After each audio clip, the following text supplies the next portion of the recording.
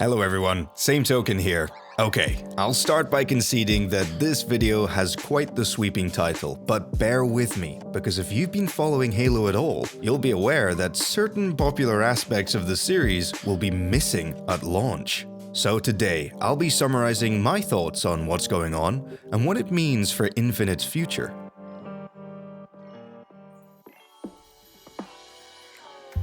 Let's first address the elephant in the room: campaign co-op. Or rather, the lack thereof. That's right, it was confirmed just over a week ago by 343's head of creative, Joseph Staten, that co-op will not be coming to campaign at launch. A staple of Halo that's being left in the oven for a little longer, to the disappointment of many Halo fans. Unlike the multiplayer portion of Halo Infinite, the campaign is a full-priced game. And so it's understandable that some feel as though they're receiving less upfront than they were hoping. In a 343 development update, Staten and 343 community director Brian Gerard attempted to ease us into the bad news with some wholesome banter, discussing their past work at Bungie. And I'll admit, they won my heart over. Here, Staten explained their reasoning behind the cuts. You see, 343 are currently in what they call shutdown mode, which essentially means moving away from feature generation and switching to perfecting and pruning the features that they already have to ensure a high-quality experience at launch. And, according to them, campaign co-op was one of those features that had to be temporarily pruned because they simply couldn't see a way of getting it to a shippable state in time. And so, instead, it's been transferred to their seasonal roadmap, which, much like the Master Chief Collection, sees updates released seasonally. Currently, campaign co-op is now targeted for Season 2. Thus, with each season lasting 3 months, we can expect it to arrive 3 months post-launch. And, of course, this is subject to change. Overall then, it seems like campaign co-op isn't anywhere near ready and requires resources beyond 343's current capacity. Hopefully this is a sign that they're mitigating crunch by removing features that would otherwise have kept developers unreasonably shackled to their desk. Though only time will tell on that front. For us players, it joins the unfortunate growing trend of games releasing incomplete. It happened slowly at first. Halo 3 was launched with all the features you could possibly want, and only map packs were used as DLC. But then Halo 5 saw its Forge portion delayed by 2 months. And now, we're losing campaign co-op and Forge, but we'll get to that. However, it must be said that Halo Infinite is in a unique position compared to its predecessors. The campaign is no longer linear, and it's more than likely undergone changes throughout this year-long delay following Joseph Staten's involvement. Flexibility and iteration are fantastic.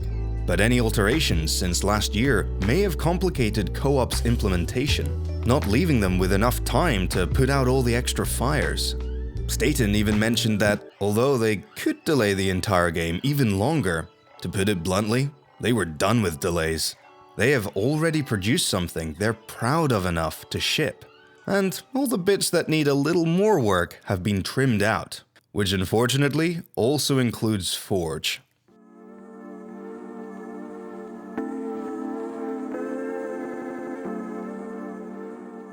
Forge is one of my favorite game modes. There's something about map editors that captivate me. When I was a kid, I'd spend all day dreaming up what I'd make next in the Time Splitters 2 map editor.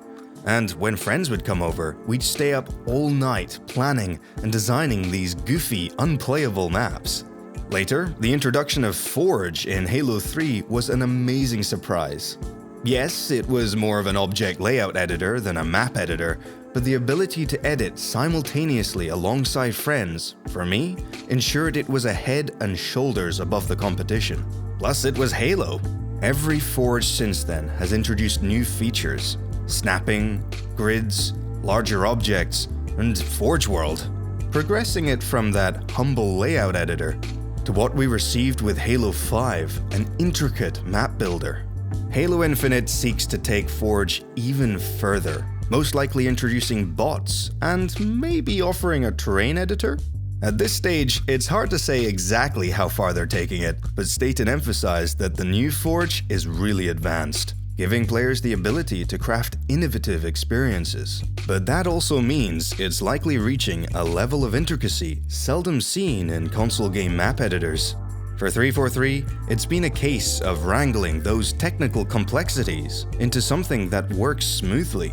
And much like with campaign co-op, they simply ran out of time. Maybe it was poor planning, or maybe it was the changes made during the delay, with those alterations diverting attention to areas that needed it more, like campaign and multiplayer. Yet, whatever state Forge is in, 343 feel as though it's far enough away from completion to hold it back from launch. In fact, Forge will be releasing in Season 3, at least half a year from launch, and 4 months longer than the wait for Halo 5's Forge. It's a fairly large blow to anyone who enjoys crafting custom experiences in Halo.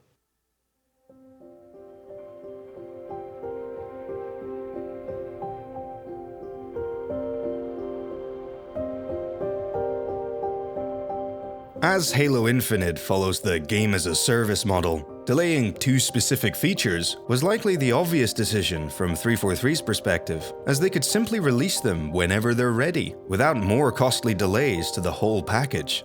I'm not exactly thrilled that we're no longer getting full game experiences on day 1, but for better or for worse, this is the direction games are heading. We'll just have to watch closely to see how 343 handle Infinite's delivery of new features and updates each season. I mean, I'll be the first to admit that it was a wonderful surprise when they brought the Master Chief Collection to PC, along with Halo Reach. In fact, the Master Chief Collection was the perfect prototype for what they're seeking to achieve with Halo Infinite. The difference here, of course, is that most of the new features added to the collection over time weren't expected at release. Yet, in the case of Infinite, we've come to expect campaign co-op and Forge from a main Halo game title at the very minimum. So, they no doubt had every intention of shipping with these features, and choosing to temporarily leave them out was likely an incredibly difficult and frustrating decision for developers that had been slaving away at them for so many months. At an individual level, I really do feel for the team. Of course, that's not to make excuses at the company level. We will be receiving less game than we expected this December, and at the same price. Think about it. What is Halo's campaign if not for co-op? Yes, of course we'll be playing campaign hundreds of times on our own and have an absolute blast. But for me, really thinking back to all my favorite Halo experiences, there was always a friend.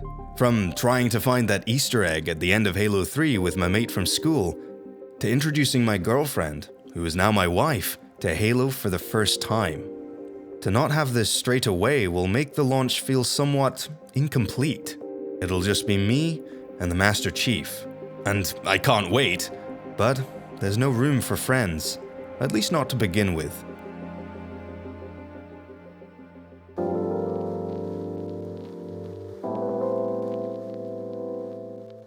The lack of Forge is unfortunate in a whole other way, and it really will be all over to Infinite's free-to-play multiplayer to keep players engaged on the long run.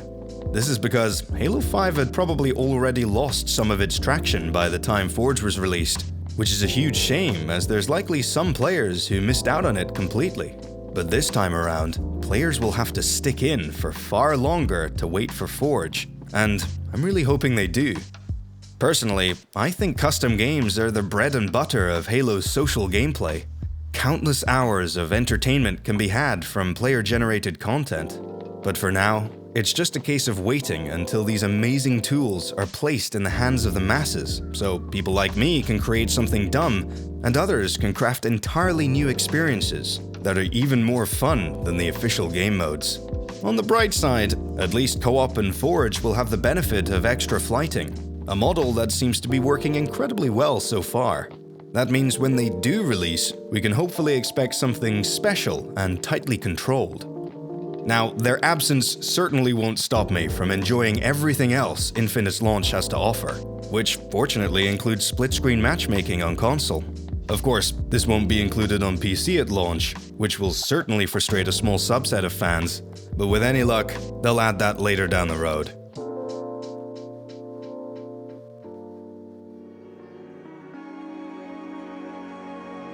So, we're gonna have to wait for Campaign Co-op and Forge. It sucks, yeah. But honestly, at this stage, there are two perspectives.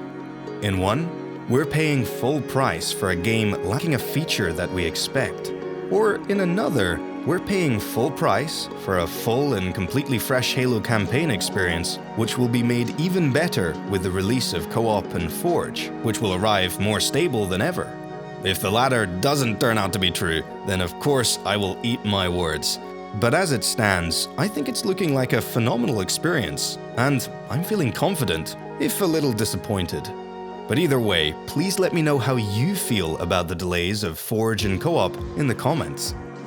Thank you so much for watching. You might have noticed that I haven't been posting much lately, but that's due to some positive personal life changes. I'm happy to say that new videos will now be posted far more regularly, and I have some exciting plans for the channel coming soon.